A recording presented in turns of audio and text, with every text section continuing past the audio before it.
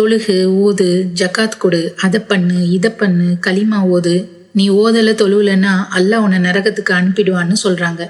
அல்லாஹ் தான் ரொம்ப கருணையாளனாச்சே, மன்னிப்பு கேட்டா மன்னிக்க கூடியவன்னு சொல்றீங்க. அப்ப அவன் எப்படி மனுஷனை நிரந்தரமா வாழ்க்கை ஃபுல்லா நரகத்துக்கு அனுப்புவான்? அது எப்படி நடக்கும்னு கேக்குறவங்களா நீங்க? இதை கேளுங்க. அது எரிந்து கொண்டிருக்கும் நெருப்பு. தனக்காக அல்லாஹ் படைத்த அதன் பிள்ளைகளை அது அழைக்கும். தீர்ப்பு நாளில் தெளிவான சரளமான நாவால் அது அழைக்கும்.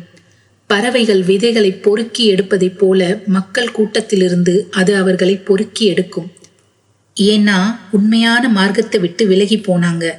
அவங்க தன்னோட இதயத்தால மறுத்து தன்னுடைய உறுப்புகளால செயல்களை செய்வதை கைவிட்டாங்க. இப்படி உண்மையான மார்க்கத்துல இருந்துகிட்டு அல்லாஹ்வுடைய கட்டளைக்கு கட்டுப்படாத அந்த மக்களை அந்த நரகம் பொறுக்கி எடுக்கும்.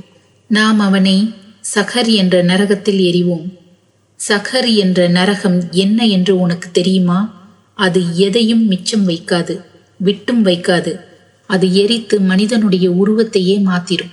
அந்நாளில் நான் உத்தரவிடுவேன், அவனை பிடியுங்கள், அவனுக்கு விலங்கிடுங்கள், அவனை நரகில் தள்ளுங்கள், 70 முழ நீளமுள்ள சங்கிலியால் அவனை கட்டுங்கள் என்று சொல்லுவேன்.